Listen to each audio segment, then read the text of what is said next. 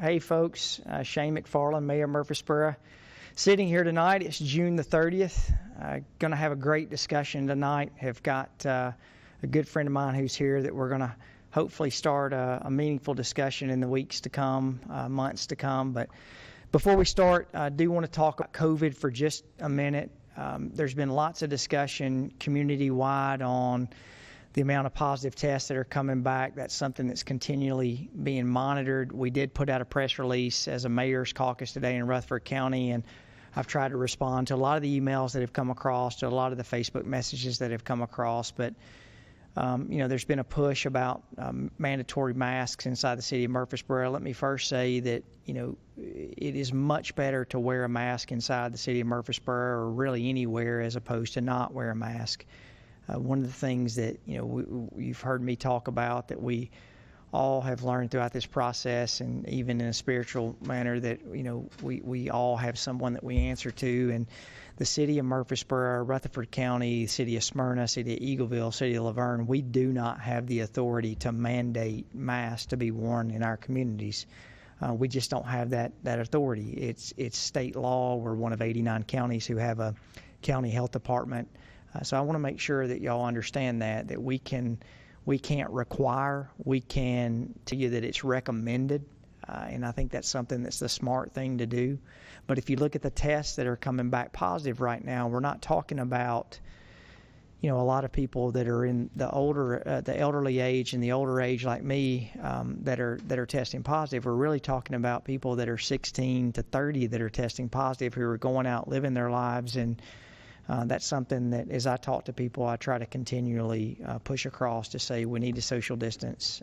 We need to make sure, in wherever possible, that you wear a mask. But I've tried to respond back to all the tweets that I've received, or all these different things, just to let you know that's where we are. So it's my honor to be able to be here and really start a discussion and a meaningful dialogue tonight in the city. We've all dealt with a lot over the last 4 months. When we're going to tell someone that they're going to be locked in their house for 30 days, and then some of the things that come with that, and then even to what happened a month or so ago in Minnesota with George Floyd. And I think you guys heard me say this on our last briefing on June the 1st, that there's nothing right about that. And, most of the police officers that I talked to, and I say this again, that they would tell you that is not a reflection of who they are, and they would think that those officers, should be put under the jail. So I don't think there's anything that's right about that, and I want to be the first to say that.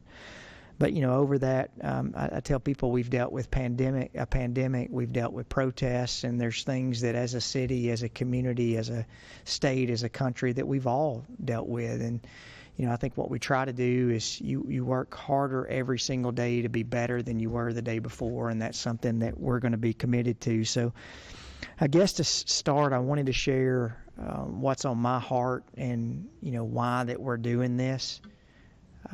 The overriding sentiment, I think, as I talk to people and I tell them that we're going to have a discussion on race, that, the reason I want to do it is, with Dr. Windrow, who's going to be here, or who's here already. I'm a white guy. Dr. Windrow is a black guy.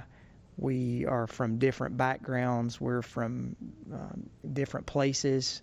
He's much better looking than I am. I'm much younger than he is. But, the overall sentiment has been that you really need to be careful when you're having this dialogue. And I want to tell you, this is not rehearsed. We've talked about, some topics that we're going to talk about. But, having the sentiment that we need to be careful to talk about race and how to understand people better. If we have the sentiment that we need to be careful when we talk about people about that, we're never going to get anywhere.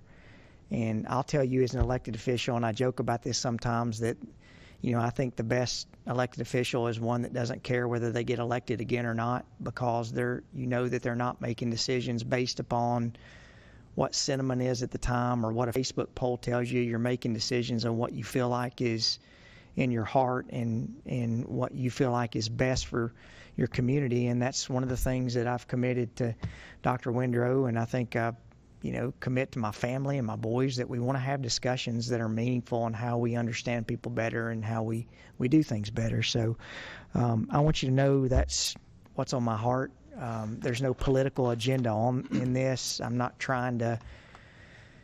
It's not a Republican thing. This is not a Democrat thing. It's not a libertarian thing. It's just more of a community thing. And Dr. Windrow was next to us when we dealt in 2017. We had the White Lives Rally here in 17, and had lots of people who came together and talked about that. I did show him a picture 2 Fridays ago of a guy that was wearing a Confederate flag, and we said, look, that's not who represents our community. But I thought it was funny that I showed Dr. Windrow that the guy who was draped in that flag was wearing Air Jordan shoes.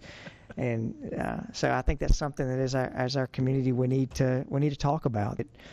I think that some of the things that we're dealing with, and we'll get into this, it's not a black and white issue. I think there's some of that is clearly what we're going to talk about, but we've got some hard issues that we really need to work on, and we're going to be committed to talk about that and how that we can do better and how as a community do better. And that's why I sat down with Dr. Windrow. I've known him for quite some time. He has one thing in common with me, that we both married up. Our wives are much better than the two of us, and I think that he brings a unique perspective, with the many different people that he works with every day. So I'm excited he's here. He has a 21-year-old, he has a 19-year-old boy and a girl, and he not only is living this daily with his kids, but something that I hope that he can continue to pass on. So that's really what we're going to do. We don't have necessarily an agenda, but we're just going to talk. Here's the one thing I want to ask. We're going to have a portion that we're going to answer questions. But if you're coming on here, and you guys have known to watch these things, if you're coming on here to make this a political discussion, then there's lots of other forums that you can do that. The sole purpose that we really want to do this is so that we can understand one another better, that we can understand different perspectives. You may not agree with it. There may be things that Dr. Windrow says that I don't agree with, and there may be things that I just said he doesn't agree with. But one of the issues that we're having problems with in this country right now is being able to sit down and have the dialogue together to say, we're Americans, we're Murfreesboro, we live in Murfreesboro, let's have the discussion. And so that's what we're going to be committed to do. So, Pastor, thank you, or Doctor, thank you for being here. Absolutely, man. Thanks for having me. Yeah, man. Anything you want to add? Well, one, I'm excited to be here. Thank you for reaching out and saying, hey, let's have this type of discussion. It's meaningful, it's needful. And so I do want to add, one time I was stressed out. And so typically when I'm stressed out or when I'm overwhelmed with something, I go buy books, and they're not always new books. I go to a used bookstore.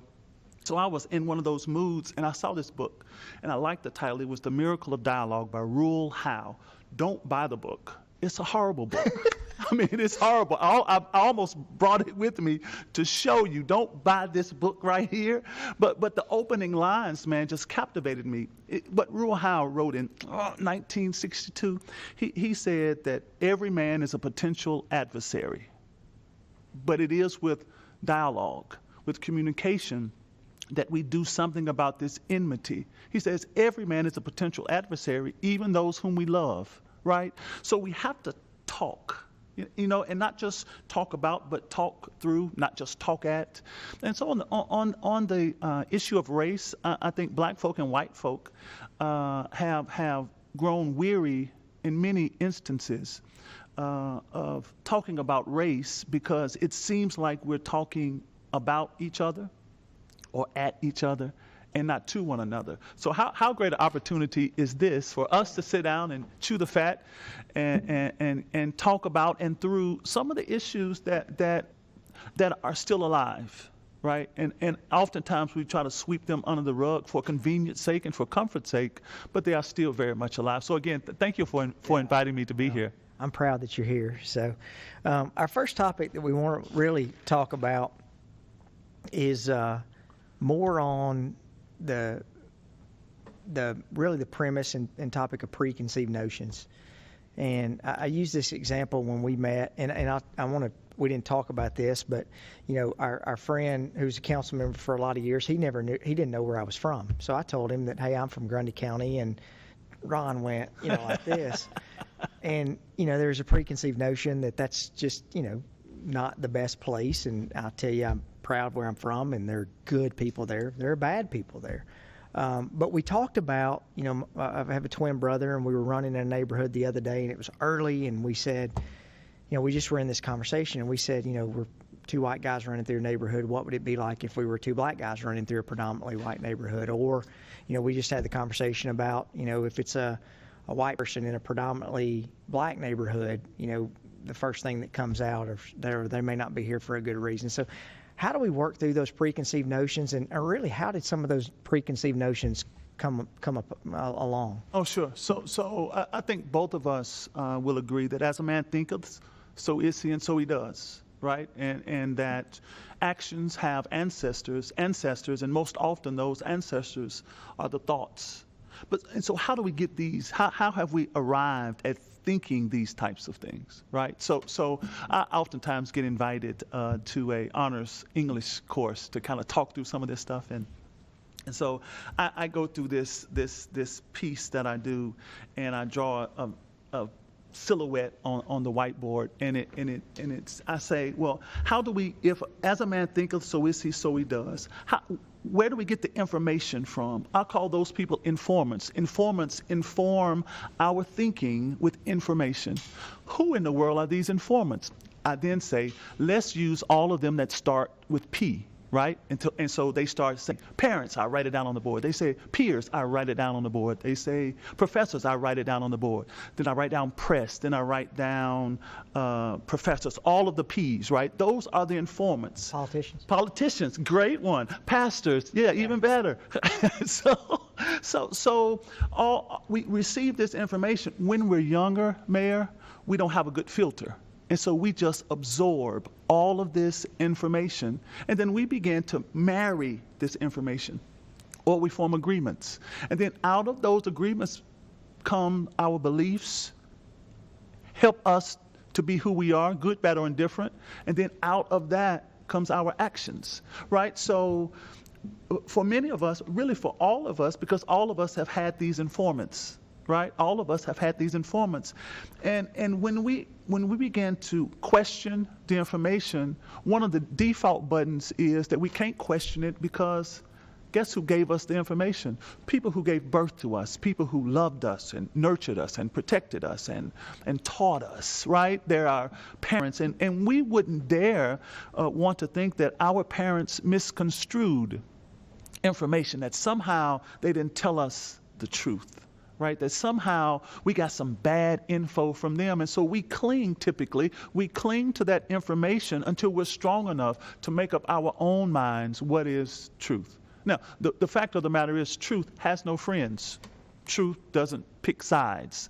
Truth is just truth. But we live out what we consider to be these truths, right? And so for us in America, right, so we have criminalized color. We have associated criminality with color. And so when people sometimes see color, right, they think immediately criminal. Back to your example of you and your brother running through a neighborhood, right? Oftentimes you would have the presumption of innocence. Who would think? You look like you belong, right? But you look like you belong not because of your outfit, not because of your shoes, not because you run fast, because you do not run fast, by the way. I've seen you run, and you do not run fast. I think I beat you pushing a stroller, if I remember that. You beat me. You crossed the finish line sooner than I did, Mayor, because I wasn't paying attention. I didn't know we were racing. Okay, all right. But the presumption of innocence, that is huge, right? And so two white guys running in the neighborhood, that's natural. If me and one of my brothers were running in that neighborhood, it may not be so natural, And so people began to think, well, why are they here? They don't look like they belong. But if I had on the same shirt and shorts and shoes that you did, then what would be the difference? What would be the difference that I am presumed to be guilty and you have this presumption of innocence towards you? And remember Amy Cooper in Manhattan in Central Park? She's the dog walker. Mm-hmm. Christian Cooper is the bird watcher. Amy's white, Christian's black. And they have this confrontation. She tells him that I'm going to call the police and tell the police that a black man is threatening my life. She calls the police and tells the police that a black man is threatening my life and my dog's life. Why did she think that would resonate with the black guy? Why did she think that it would resonate with the police? Why? From where did she get the notion that meant something? Not that a guy is threatening me. Right. He wasn't. No, but why that an African American guy is threatening my life? And I'm telling you this before I do it. Was he threatening her life? No. But there was something to her knowing that meant something. One, that it meant something to him. So that was a threat for him to back up, back away, and stop. Right? For him to get lost, for him to run away. Because that should have meant something to him. And then when she called the police, she knew it was going to mean something to them. So where do we get all of that from? She didn't make that up. Right? That was a sign that type of thinking is prevalent in society. So to the black man, it was like, whoa, white woman calling the police on me, lying and saying that I'm threatening her life. Right? And so where did Amy Cooper get that? She didn't imagine that. She didn't pull it out of the air, but rather she understood that she was saying something to the black guy and to the police that was going to stir up something in the black guy and in the police. And so it's those types of things that people know. She knew it. So did Patricia Ripley down in Florida. She allegedly murdered her autistic son. That's not what she told the police. She told the police that two black men carjacked them, right, and killed her son. Where would she get that from? You know, if we don't think like that as Americans, where would she get that notion from? Reminds me of the same thing down in South Carolina with Susan Smith. Many years ago, she said that a black guy kidnapped her sons. What we found out was that she let her car roll down in the lake with her two sons in the car. But her story to the police initially was that it was two black guys. Why would that resonate with the public? Why would that resonate with the police? Why would they believe that? Because color has been criminalized, right? Yeah. And so we don't want to talk about it. One, because there's something. I mean, I'm sitting here as you're talking, and I'm uncomfortable as we're sitting here. And I mean, I understand exactly what you're talking about. No one wants to talk about it. Yeah, and so sometimes, and we did talk about this a couple of Fridays ago when we chatted that sometimes it comes off as condemning when black folks tell their stories, not their 5-year incident stories. Right, but when they talk about their everyday lives, the daily indignations, the stuff that goes on, the intimidation, all of that, it feels like oftentimes to white people that a finger's being pointed at them, and that you're bad and that you're racist. The fact of the matter is, have you ever owned slaves? Yeah. No. Fact of the matter is, I've never been a slave.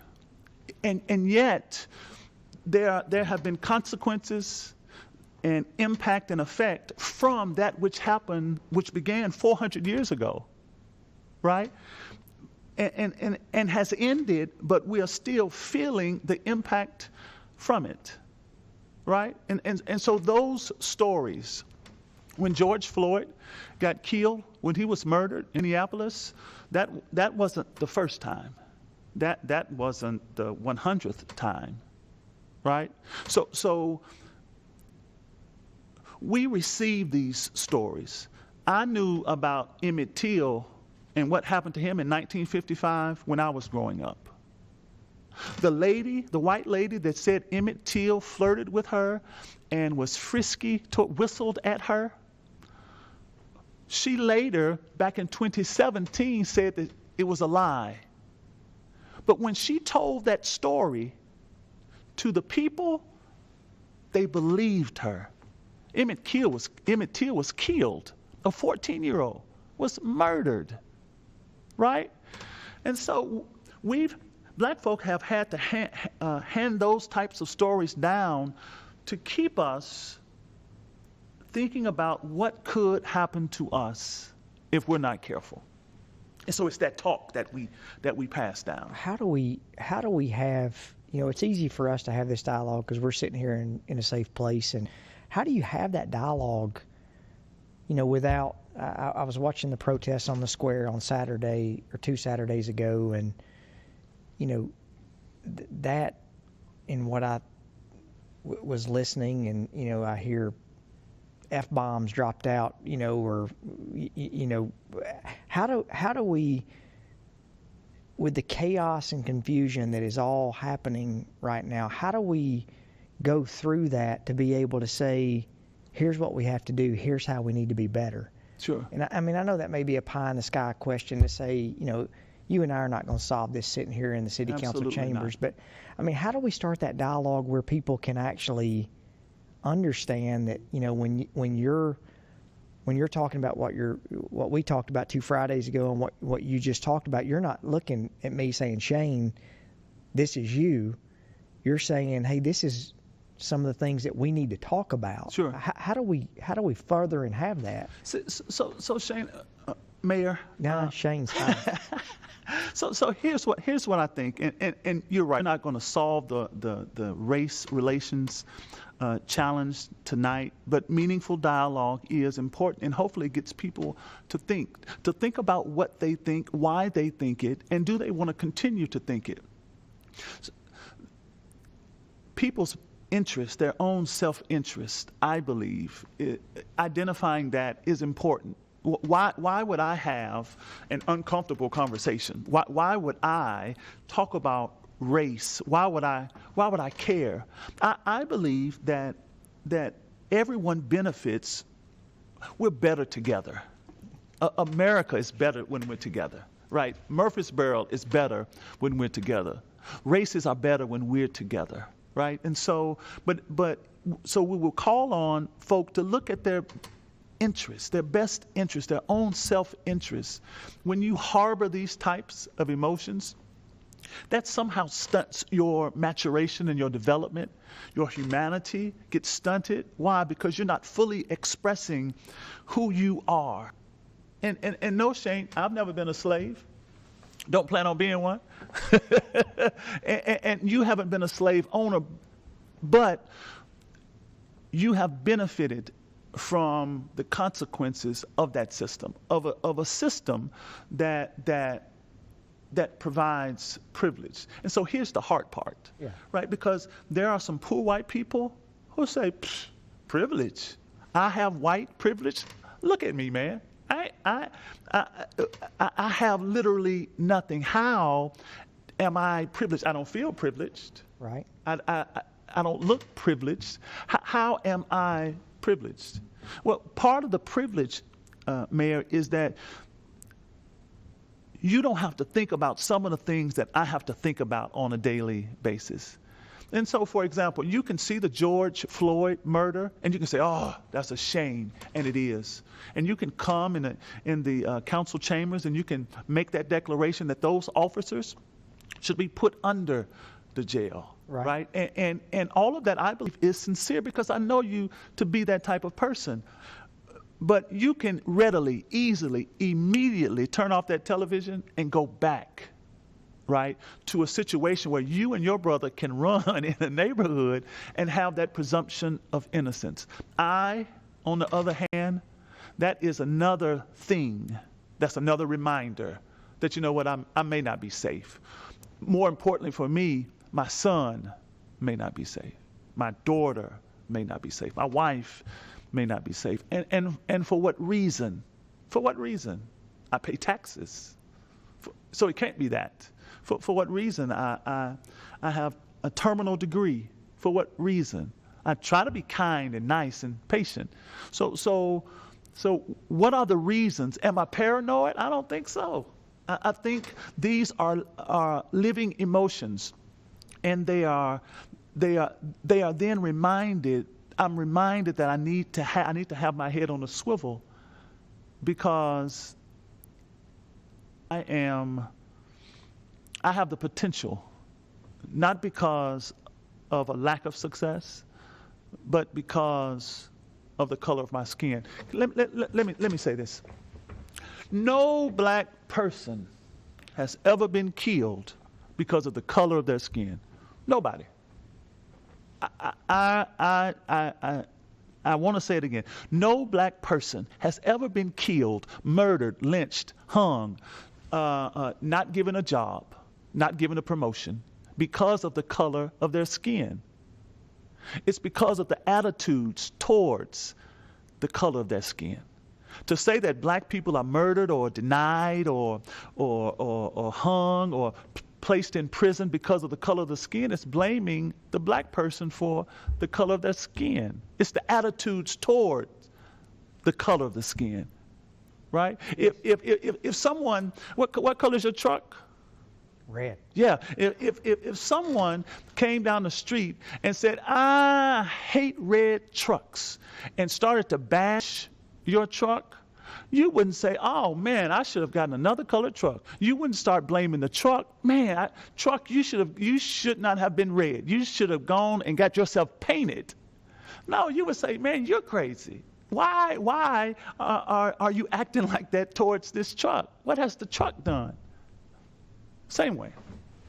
That the attitudes towards the color of someone's skin, not the color of someone's skin, but the attitudes towards the color of someone's skin. That is the challenge. That is the issue. So, and I want to, and you guys can tell who's watching this. And Michael, if you don't mind bringing me the mouse out, that'd be great, because I'm trying to see through these comments. But so you'll tell by this question I asked. And this is really where I'm trying to understand. As we go through the race discussions, and so as you can tell, this is not rehearsed because Vincent and I have not talked about this question. How do we keep from, like, what I see as, okay, this is the good movement that we're trying to work towards, and then you see, as with any group, you've got yahoos. You got yahoos on this side and this side. How do we not let the yahoos on either side keep from having the dialogue? Because, back on May 31st, on what was going to be, we thought a peaceful dialogue, but people were having to board their windows up in their building because of what happened in Nashville the night before. How do we not let that hijack the discussions that we need to have? Does that make sense? It makes great sense. As a white guy watching what was going on in Minnesota, and I'm saying, okay, you have an African American person and you're burning down another African American person's business, that doesn't make sense. So I mean, how do we have this dialogue? And this is something that we'll go into in the weeks and months to come, I hope. But how do we get to where the chaos and confusion doesn't overcloud the message that needs to be discussed? So, one, great question, by the way, Mayor. Those who want better have to take a stand and continue to take a stand. Otherwise, those who have ulterior motives, will, you're right, hijack the moment. Right, who don't necessarily stand for the same things that you and I are talking about, but are taking advantage of a moment to loot and to rob and to vandalize, which are unacceptable, and there needs to be law and order. Right? So how do we channel the outrage that So sometimes I think, Mayor, that white people see this as an incident. Black folks see it as yet another incident, right? Right. So this isn't. And the reason I asked this because you shared this with me 2 Fridays ago about, this is great. Yeah. So it's to me it's a history, right? And so we have to look behind what happened to George Floyd. We have to look at this and this and this and this and this and this and this and this. And that's why it's important, man. Because when people get caught up in the frenzy of the moment, and the outrage becomes channeled in a destructive way, I tell people, arm yourself. Arm yourself with passion, with knowledge. Arm yourself with a commitment to do right and be right. But don't harm yourself in the execution of protesting and demonstrating. Don't harm yourself, and then don't harm others and other folks' properties, right? But arm yourself with knowledge, arm yourself with information and with passion and with your commitment to help make things right and to be part of the solution. We have a saying in our church, and it's there. The collection is not the same without your contribution. No matter what we're collecting, it is not the same without your contribution. It is not the same. So whatever we're collecting, we need your contribution, right? So if we're collecting peace, we need your peace contribution. And so we have to have more and more people speak up that would drown out the calls for violence, for retaliation, to drown out those voices. This type of thing is meaningful, I believe, because we can talk about and we can talk through, right? And the emotion is not high. I am passionate about it, but I'm not stirred up in a frenzy. And yet at the same time, I have learned how to challenge my outrage. So I think I just think we have to keep talking about it. And then ultimately, Mayor, there must be outcomes, right? That we have to look forward, not just from here, but we have to look toward. Forward only means moving from where we are. Toward means we're moving to something, to a better place, to a better understanding, to a better climate, to a better city, right? And so we have to establish that goal, that El Dorado. Where are we going? Yeah. Well, I think we talked about this, that they're on any healing, you have to have mercy and grace. Sure. And I think as 2 married guys, I wish that I did everything right, but I don't. I wish that even as an elected official, I wish that I could say that I made the right decisions 5 or 6 years ago. I wish I could say I made the right decision 5 months ago. But I know you as a pastor and even as an elected official, you feel like that this pressure's on you, that people look to elected officials or politicians to solve these things, and they're not. One thing I want to make clear to anyone who's watching, if you're looking for politicians to solve all the race issues in our country or to solve all the issues in our country, you're going to be let down every time, because we're human just like every other person. So we need to be able to sit down and have these meaningful dialogues to know that it's got to go outside of this to be able to have meaningful change. What we discovered, Mayor, is you can't legislate attitudes or emotions. And great laws have passed. The laws of the 1960s, they were outcomes of a process, right? But why do we have to have those laws in the first place? Consider the recent criminal justice reform law that passed last year.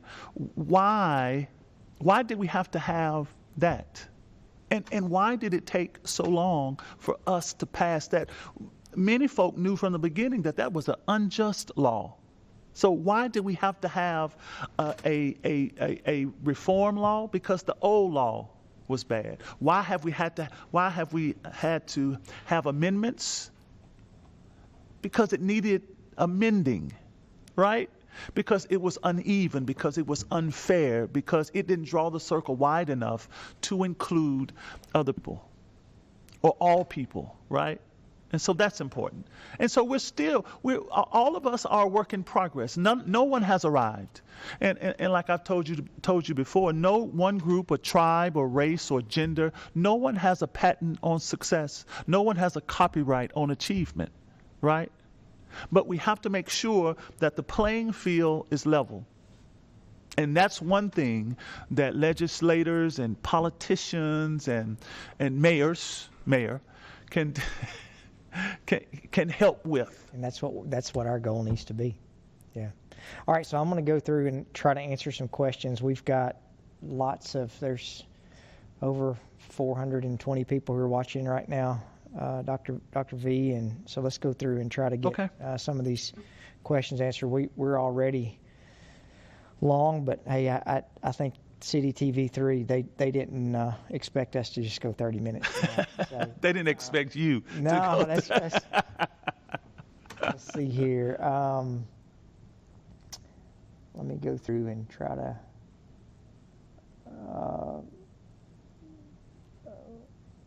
Okay, I was right. So there are questions about why that I tear gas people on May 31st. So why did you do that? I'm not going to go into all that, but I will say, folks, if we look back at decisions that we make, I think there's always times that you say you would do things different, but I think that there's context on things that happened on May 31st that people may not ever know with people who were here that, didn't have probably the best interest of the community at heart. But again, we'll go back to say that 3 to 6 o'clock, things went well that night.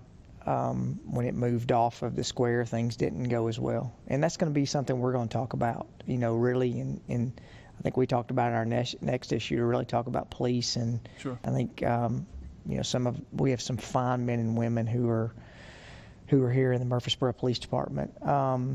Let's see. I'm trying to go through and not see, how can the oppressor tell me how to react after 400 years of systemic racism? Yeah, so oftentimes I believe that black folk believe that the onus is on us to make things right. We have a part to play. The collection is not the same without our contribution. But if attitudes are going to change towards black folk, then whose attitudes are those, right? If I'm running in your neighborhood, me and one of my brothers, so should I not run in that neighborhood? Should I defer to the attitude of that I'm guilty? What should I do? How should the onus be on me to change my attitude or relegate myself to certain areas of town or running routes, right? And so it's really important for all of us to understand that we are participants and no one can be a bystander in this. We all of us have skin in the game, black skin and white skin. Amen.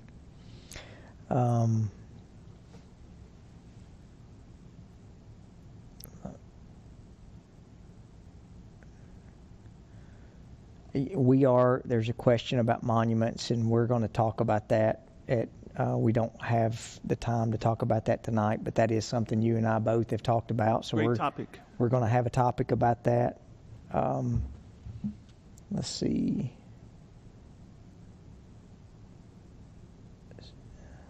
I'm going through Lamar Dixon had a good post. How do we address the proprietorial discretion involved within the court system? I think it's important. Part of the fight for civil rights was to be able to be on juries, to be tried by our peers, which was prevented for hundreds of years, right? And so, and part of it, and so here is one thing, Mayor, that I think would help all of us, that maybe in the confines of our own homes, that we look at resources, that we read material that speaks to what we're talking about, like Just Mercy, the movie, resources that help people become even more enlightened. And I believe people will be like, wow, man, I didn't know that it was that bad. You don't have to know that it's that bad. That's part of the privilege. Yeah. You don't have to know because you don't have to live it. But without black folks saying, hey, y'all, what about, check this out. And I think that helps people become more enlightened. Here's what we know, that everyone is not going to be on board because it's not in their best interest. You know, I listen to, I've voted Democrat, I've voted Republican. I try to vote for who I believe is going to do the best job, right, in a number of areas. And so I listen to talk radio. And I tell you what, I listen to it because it's informational, but it's also entertaining. Right, because some of the things that those guys come up with they're hilarious, right? But there is information, and so but if I don't avail myself of learning or hearing about what other people think, then I put my own self in a box. Yeah. Okay, so there's a question about. There's been a big movement on defunding the police department. So this is not for you, Pastor V, or Dr. V. Folks, I would say there's a question on here about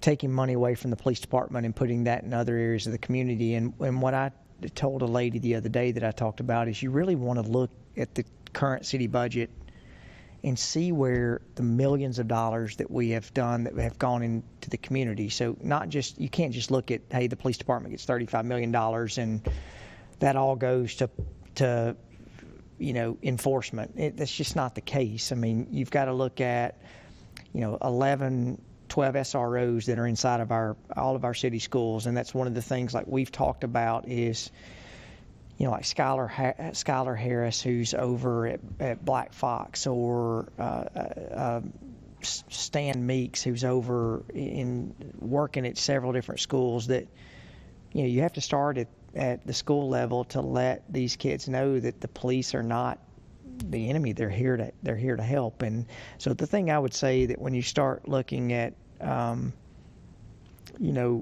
police issues and police forces, and you just can't look at that. And so I think I hate to be flippant about this, but it's easy to criticize the police because like we talked earlier, as with any group, there's some really good ones and there's some that maybe are not as good, but we always can use really good police officers. So those that are criticizing the people who are in Murfreesboro, then we'd be happy to take applications. But I think part of it, Mary, is when I hear defund the police, I hear reallocating some of the funds that the police department receives.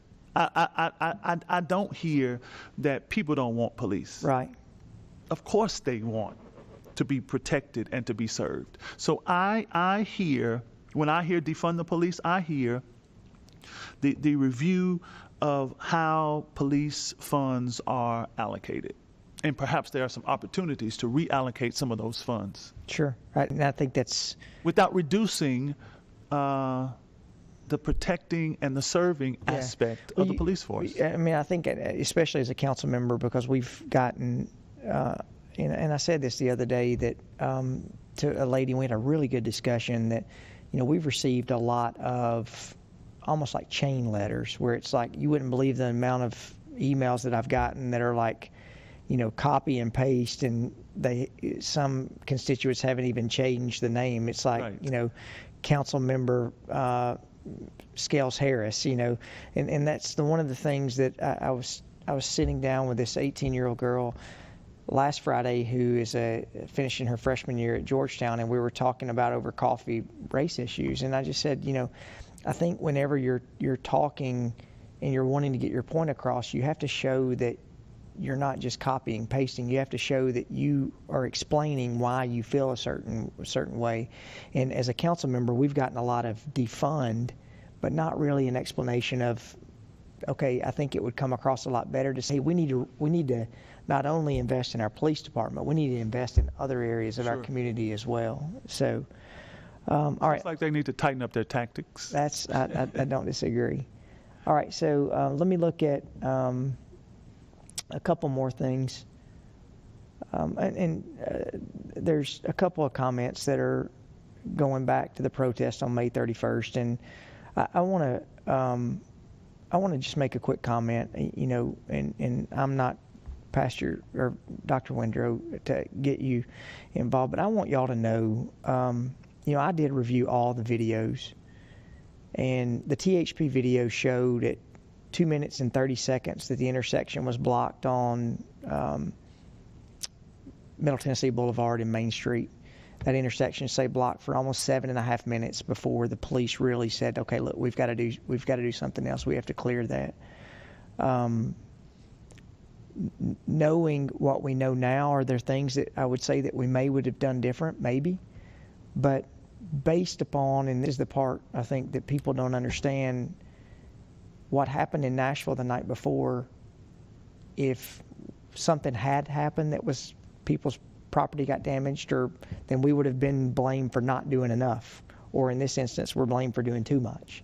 So I want y'all to understand it's easy to second guess and to look and say, well, you should have done this differently, but at the time you just don't have those opportunities. Sometimes you just have to use the best information that you have. And Mayor, I think that instance or incident and others, in that moment, it's not when you build trust. Sure. You build trust ahead of all of that. Right. And so when something like that happens, and I'm human just like you are. You're human just like I am. We're human just like those police officers. They're human just like the protesters. Everybody's human in this, man, right? And everyone makes mistakes. How do we capture that moment? How do we hold it up for review and assessment, take inventory of the collective actions and the individual actions? And then how do we move forward? But so again, what you alluded to, what you referred to in terms of grace, that has to be extended from all parties. Right. From all parties. Yet I can't discount the fact that trust has to be built before the moment. Absolutely. Right. And I think that goes to where, you look at it from two different sides that, and I've said this going back to that protest, and this probably will be a good thing to end on. I was proud because I look at our police officers, and I look at men and women police officers. I look at African-American police officers, Hispanic police officers, white police officers, Asian police officers, and they're all standing there. And I understand the passion of those protesters, but, when you talk about trust, when the police officer at that point was standing there and getting awful things yelled at them, and they just stand there because that's what they were trained to do, that trust, they don't have the trust on the people who are screaming, kill the cops or kill your daughters or, ugly stuff. Yeah, and I don't think that's when, as the people who are here saying that the protest was peaceful, I agree, 3 to 6 it was, but when you're sitting there and you've got your employees and, fathers and mothers and sons and daughters, that doesn't seem very peaceful to me. Now, I understand the outrage of being in the moment, but, when I said that meaningful dialogue taking place, this is just my opinion, that's not how meaningful dialogue takes place. And this is going to be a topic we're going to talk about in coming months. I look forward to it. Hopefully how we can have a discussion on our police department and the men and women who are in those roles, and maybe how we go forward with building that trust on, make sure that some of those things don't happen in Murfreesboro. So What we know is there's a path forward. It just has to be forged, right? That it has to be laid out for all of our benefits. I just had someone who asked a question about the landfill. Do you want to answer the? You want to talk about trash? Let's put that off for a couple of weeks. Yeah. Folks, I know, looking at the comments, I want y'all to know, you may not like me, you may not like Dr. Windrow. I think we're going to keep doing these and at least having the dialogue. You may not like some of the discussion that we have, but I think what we're going to be committed to is, there may be people we invite to come up and sit here with us as well, but to really have the dialogue and try to understand each other better. And I hope you understand that's the only goal that we have on talking about this. And really, I think you summed it up on how do you build that trust moving forward, where as a community that people don't necessarily see us as two different people with different skin color here, but we're both people who live in this community, and we want to do what's best for our friends and our family. We're not adversaries. Absolutely not. We're not, and yet there are some discussions that need to be had, and I thank you, Mayor, for once again inviting me to share in this moment and these moments moving forward as we discuss those things, as we break down some of the walls and some of the barriers, as we remind ourselves that grace should be extended. Amen. All right, so I want to thank everyone for coming out. Really important. July 4th. COVID couldn't stop the July 4th celebration, but we are having our July 4th celebration. We've changed location this year. We're going to have that on Medical Center Parkway. We're going to be shooting fireworks behind the Fire Station 4 on Medical Center Parkway. And I could not think, I think everything happens for a reason, and we're not going to be at McKnight Park this year, but, we're going to be able to shoot fireworks probably less than half a mile from our largest healthcare facility in Rutherford County. And so we can celebrate our healthcare providers. Absolutely. For everything that they've been working through. And they're heroes. Amen. And then also we get to celebrate our emergency service providers for what they do in our community. So enjoy that. That's going to be on July 4th. You can Google or get on Facebook and you can find about the Heart of Tennessee celebration, and we welcome y'all to take part in that. So if we don't see you soon, have a great July 4th. Be safe. Wear your mask if you're out in public, and we are going to be committed to furthering this, and we will hopefully see you in a couple of weeks. So be blessed, and thank you for participating in this.